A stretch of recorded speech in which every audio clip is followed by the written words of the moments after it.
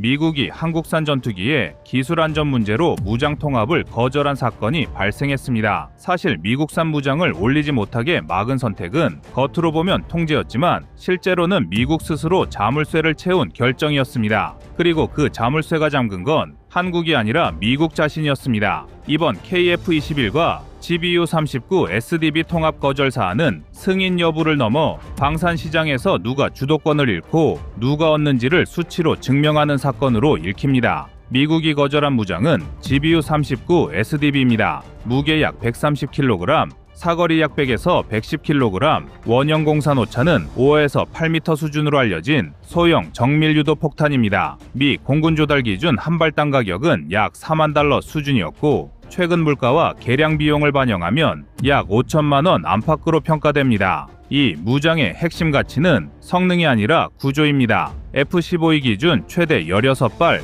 F-35 내부 무장 기준 8발까지 운용 가능한 다량 탑재 구조입니다. 한 대로 여러 목표를 처리하는 계산이 성립합니다. 그런데 이 구조가 KF-21에 올라가는 순간 문제가 됩니다. KF-21은 기체 크기와 하드포인트 구성상 SDB급 무장을 8발 이상 외부 장착이 가능합니다. 해외 군사 전문 매체들은 이 조합이 실현될 경우 KF-21이 단순한 4.5세대 전투기가 아니라 F-16V 시장을 정면으로 잠식할 수 있는 가격 대비 타격 플랫폼으로 변한다고 평가해왔습니다. 미국이 승인하지 않은 이유는 여기 있습니다. 기술 안전 문제가 아니라 시장 중첩 문제입니다. 그러니까 미국은 무장을 통제하면 시장을 지킬 수 있다고 판단했습니다. 그러나 여기서 계산이 어긋났습니다. 한국은 승인 거절 이후 기다리지 않았기 때문입니다. LIG 넥스1이 자체 예산으로 소형 정밀 유도 무기 개발을 공식화하면서 상황이 뒤집혔습니다. 이 무기가 바로 LMSM급 체계입니다. 공개된 수치 기준으로 무게 약 113kg, KF-21 한 대당 8발 이상 탑재 가능한 구조입니다. 미국 SDB보다 약 15% 가볍습니다. 가벼워진 만큼 항속이나 기동 여유가 늘어납니다. 더 중요한 건 운용 개념입니다. 미국 SDB 계열은 단일 탄두 기반 표준 무장입니다. 반면 한국 LMSM은 임무에 따라 관통형, 파편형, 전자전 대응형 등 탄두 교체 개념을 전제로 설계됐습니다. 이는 무장 하나로 여러 임무를 커버하는 구조입니다. 해외 방산업계에서 이 차이를 민감하게 보는 이유는 물류와 비용 때문입니다. 단일 무장 다수 운용보다 임무별 맞춤 무장은 유지비와 교육비에서 차이를 만듭니다.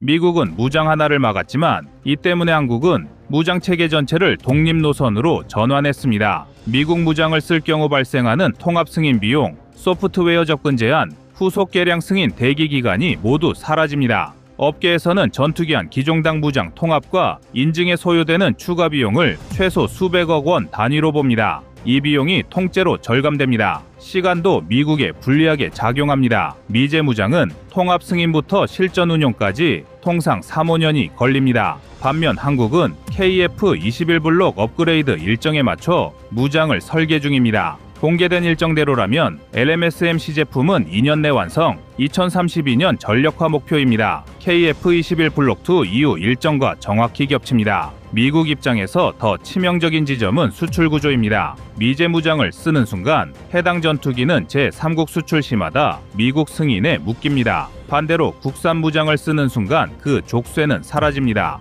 전투기와 무장을 패키지로 제공할 수 있는 국가는 전 세계에서 극히 제한적입니다. 미국, 프랑스, 러시아 정도였습니다. 한국이 여기에 들어가는 순간 미국의 승인권은 영향력을 잃습니다. 그리고 앞으로 세계 수출 시장에서 보면 이 변화는 작지 않습니다. KF-21 단가가 약 900억 원 내외로 거론되는 상황에서 무장 패키지까지 포함한 총 사업 규모는 기체 가격의 30에서 40%까지 확대됩니다. 이 시장을 미국 무장으로 묶어두려던 전략이 오히려 한국 무장 시장을 키워주는 결과로 돌아옵니다. 미국이 막은 건 한국 전투기의 무장 하나였지만 열린 건 한국 방산의 독립수익원입니다. 해외 방산 전문 매체들이 이번 사안을 단순한 승인 거절 뉴스로 다루지 않는 이유도 여기에 있습니다. 미국이 통제를 선택한 순간 한국은 의존을 버렸습니다. 의존이 사라진 시장은 다시 통제할 수 없습니다. 이번 GBU-39 사례는 그 사실을 가장 직관적인 숫자로 보여준 사건입니다. 미국이 문을 닫은 자리에 한국은 문을 하나 더 만들었습니다. 그리고 그 문은 미국의 승인 없이도 열립니다. 그럼 미국이 KF-21의 미제 무장 통합을 거절한 선택이 왜 전략적으로 손해가 되는지는 전투기 성능이 아니라 시장 구조로 더 자세히 들여다보겠습니다. 전투기 한 대 가격보다 중요한 건 그 기체가 평생 소비하는 무장과 업그레이드 비용입니다. 방산업계에서는 전투기 도입 이후 30년 운용 기간 동안 무장과 개량에 들어가는 비용이 기체 가격의 최소 1.5배에서 많게는 2배까지 간다고 봅니다. 즉, 전투기 한 대가 900억 건이면 뒤에 따라오는 무장 시장은 2천억 건 가량 됩니다. 그리고 더 큰 문제는 이번 사안에서 진짜로 미국이 손해를 보는 지점은 무장 하나가 아니라 표준지위 상실 위험입니다. 전투기 시장에서 가장 큰 힘은 성능이 아니라 표준입니다. 어떤 무장이 많이 쓰이느냐보다 어떤 체계가 기본값이 되느냐가 시장을 지배합니다. 미국은 지난 30년 동안 전투기 무장 표준을 통해 동맹국 공군의 교리, 훈련, 작전 개념까지 묶어 왔습니다. 그런데 KF-21을 계기로 이 구조에 균열이 생기기 시작했습니다. KF-21이 노리는 고객군은 이미 미 공군 수준의 고강도 작전을 상정하지 않는 국가들입니다. 이 국가들은 고가의 미제 무장 풀세트를 필요로 하지 않습니다. 대신 유지비, 공급 안정성, 전시 조달 가능성을 더 중요하게 봅니다. 실제로 아시아, 중동, 중남미 공군들의 평균 연간 공군 예산은 미 공군의 5에서 10% 수준에 불과합니다. 이런 국가들에게 미제 무장은 성능 이전의 비용 부담으로 작용합니다. 여기서 한국 무장 체계가 등장하면 계산이 달라집니다. 미국 무장을 기준으로 짜인 작전 교리와 훈련 패키지를 그대로 가져올 필요가 없어집니다. 한국은 전투기 도입과 동시에 훈련, 정비, 무장 운용 개념을 한 묶음으로 제공합니다. 이 구조는 구매국 입장에서 초기 도입 비용뿐 아니라 10년, 20년 누적 비용을 크게 낮춥니다. 방산업계에서는 이 누적 비용 차이가 기체 가격의 절반 이상까지 벌어질 수 있다고 봅니다. 미국이 간과한 또 하나의 지점은 개량 속도입니다. 미제 무장은 개량 주기가 길고 여러 이해관계자가 얽혀 있어 반응 속도가 느립니다. 반면 한국 무장 체계는 전투기 개발 조직과 무장 개발 조직이 같은 일정표 위에서 움직입니다. 실전 데이터가 반영되는 속도가 빠릅니다. 이 차이는 전쟁 양상이 빠르게 변하는 현재 환경에서 결정적인 경쟁력이 됩니다. 이 구조가 굳어질 경우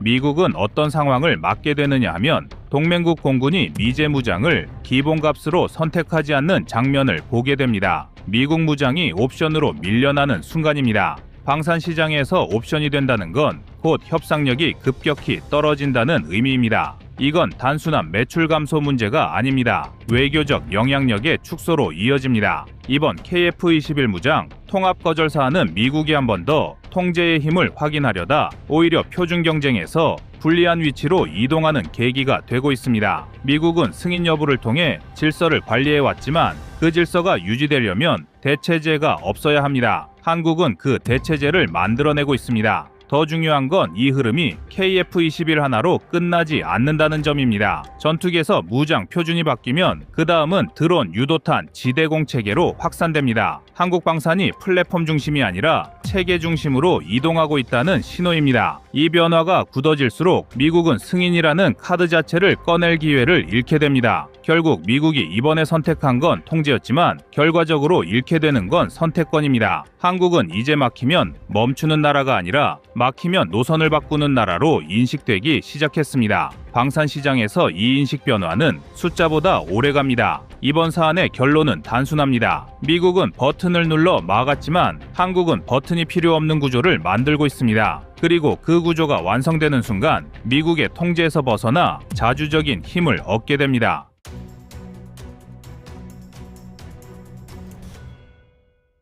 다음은 25년 4월 10일 불가리아 F-16 도착 영상입니다. Amid Russia's ongoing war on Ukraine, Bulgaria has been relying on assistance from other NATO countries to fulfill its air policing obligations as an alliance member. Bulgaria contracted to buy 8 multi-role F-16 Block 70 aircraft in July 2019 for $1.3 billion, but the COVID-19 pandemic delayed their delivery to the end of 2025. In 2022, the Bulgarian government signed another contract with American aerospace company Lockheed Martin for a second batch of 8 new F-16 fighter jets. 우여곡절 끝에 불가리아의 첫 번째 F-16이 도착했습니다. 그러나 불가리아 군부의 심기는 그리 편치 못한 것 같은데요. 미국이 다음 납기는 언제이며 언제쯤 이 모든 계약을 끝낼지 확인해주지 않기 때문입니다. 실제로 꼬리번호 301에 F-16D 한 대가 3월 31일 사우스캐롤라이나주 그린빌 생산시설에서 이륙하여 4월 2일 플로브디프 근처 그라프 이그나티예보에 있는 불가리아 공군의 제3전투기 비행장에 도착했을 때도 불가리아 국방부는 끓는 화를 참기 위해 표정 관리한 티가 났습니다. 심지어 이 자리에 참석한 불가리아 총리와 국방부 장관이 미국 대사 대리에게 다음 납기를 추궁하는 장면을 연출하기도 했습니다. 상황이 이러하다 보니 일부 불가리아 언론에서는 플랜 B로 카이의 FA-50 전투기를 꼽고 있는데요. 노후화된 불가리아의 전투기를 빠르게 대체할 수 있는 거의 유일한 대안이기 때문입니다. 아직도 미그-21을 주력 전투기로 운영 중인 불가리아가 큰맘 먹고 신형 전투기 도입을 계획한 것이 벌써 2009년 햇수로 16년이 넘어서고 있는데요. 이제야 미국으로부터 단 한 대의 F-16만을 받게 된 상황은 여러 비판을 받고 있습니다. 이는 단순히 록히드 마틴의 생산 라인 문제나 물류 측면의 차질을 넘어 불가리아의 방위 준비성이 부족했다는 것입니다. 구소련 시대의 구식 전투기를 신속하게 퇴역시킬 필요가 있는 불가리아 정부로선 낭패인 상황인데요. 그래서 준비했습니다. 오늘은 불가리아의 심각한 안보 공백을 메워줄 FA-50의 도입 가능성에 대해 자세히 알아보겠습니다.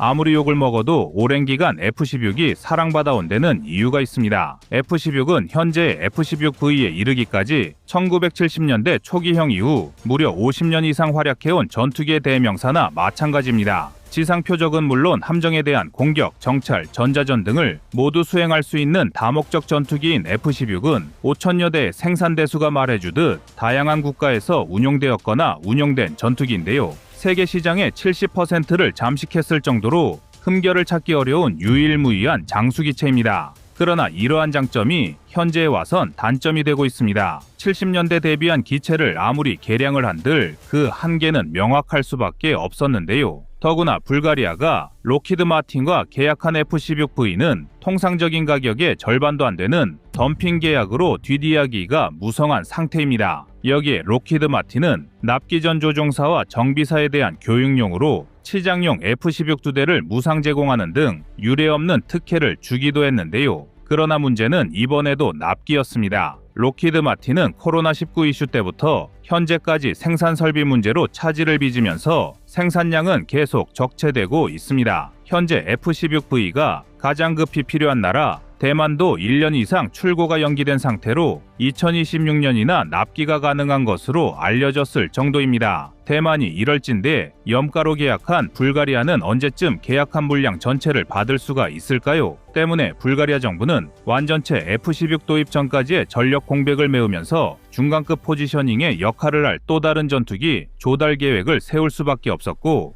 여기에 많은 외신은 대한민국의 FA-50을 추천한 것입니다. 여러 국제 언론이 FA-50을 강조하는 주요 이유는 불가리아가 공대공 및 공대지 임무를 수행할 수 있는 다목적 전투기에 대한 필요성 때문입니다. 군사 전문가들은 현대의 공중 위협, 특히 러시아의 침략 야욕에 맞서는 동유럽 국가들에겐 다양한 임무를 수행할 수 있는 전투기가 필요하다고 지적하고 있는데요. FA-50과 같은 저비용 대안이 이러한 요구사항을 충족할 수 있다고 보고 있습니다. 이제 FA-50은 필리핀, 인도네시아, 태국, 그리고 이제는 불가리아와 같은 국가에서 계약을 성사시켜 주요 무기 제조업체로서 한국의 명성을 더욱 높이고 있습니다. 물론 FA-50은 2017년 2차 도입 사업 때도 꾸준히 거론되어 왔지만 당시엔 무기 옵션부터 인지도, 신뢰성까지 많은 부분에서 낮은 평가를 받았습니다. 유일한 장점으로 신형 기체란 점만 부각되어 시장에서도 주목을 끌지 못했는데요. 이런 시점에서 폴란드가 갑자기 FA-50PL 48대를 계약하면서 불가리아는 물론 세계 시장에 큰 파장을 불러일으켰습니다. 당시 폴란드 역시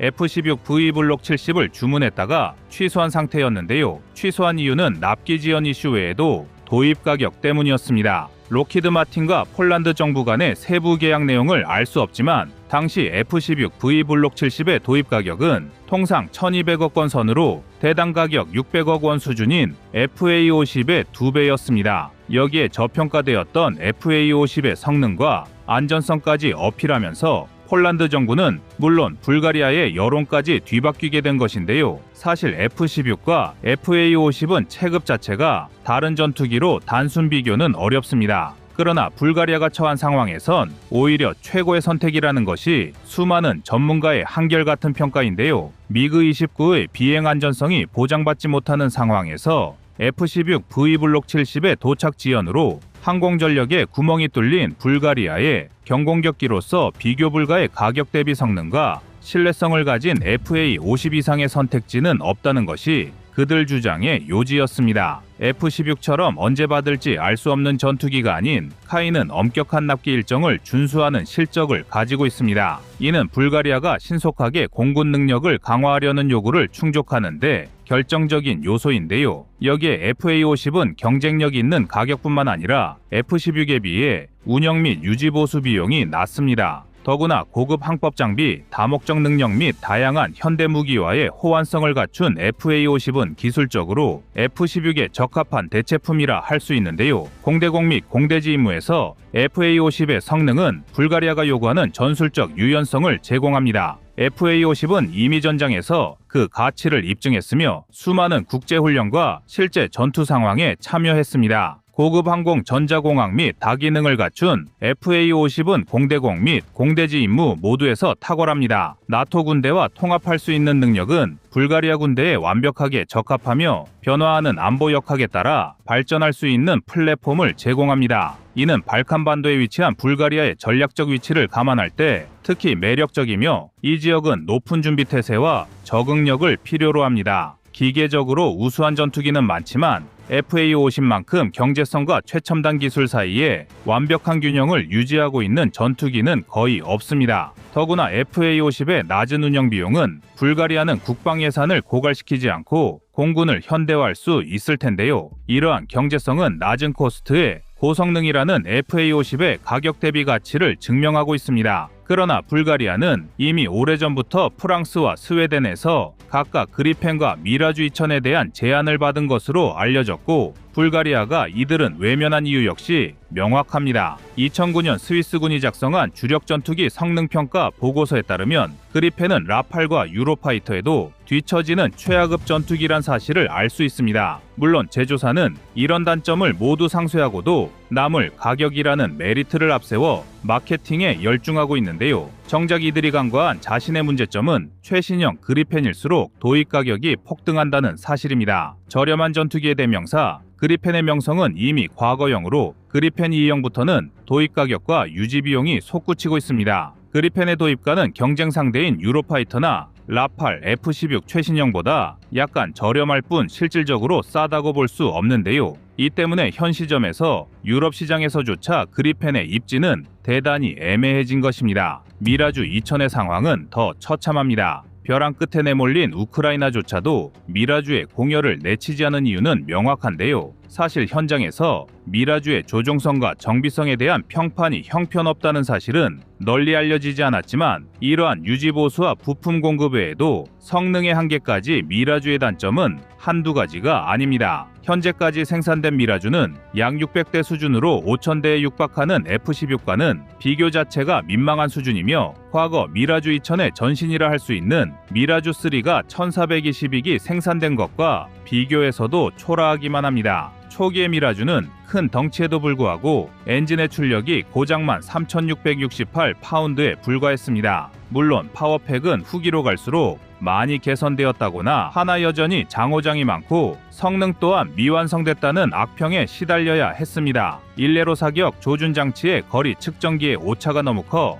이스라엘 조종사들은 거리 측정기를 아예 300m나 500m로 고정해 놓고 미리 세팅한 이 거리에 적기가 다다르면 격추하는 방법을 사용했다고 하는데요. 미라주에 대한 이런 평판은 최근까지 이어지고 있습니다. 때문에 극도의 가성비를 추구하는 국가들조차도 미라주와 그리펜은 피하고자 했으며 작전 능력을 우선시하는 국가 역시 미라주와 그리펜을 외면했습니다. 그리펜을 도입할 예산이면 대한민국의 KF-21이나 에이사 레이더와 AIM-120 함남을 갖춘 FA-50 블록 20이라는 훌륭한 대안이 시장에 존재했기 때문인데요. 그래서 FA-50이 불가리아에 있어 F-16V가 도착하기 전까지의 전력 공백을 메꾸는 용도가 아닌 완벽한 대체자라는 시각도 존재하는 것입니다. 물론 객관적으로 FA-50과 F-16V를 동일선상에서 비교하기엔 무리가 있습니다. 그러나 FA-52보다 많은 대수의 도입이 가능한 경공격기라는 점에서,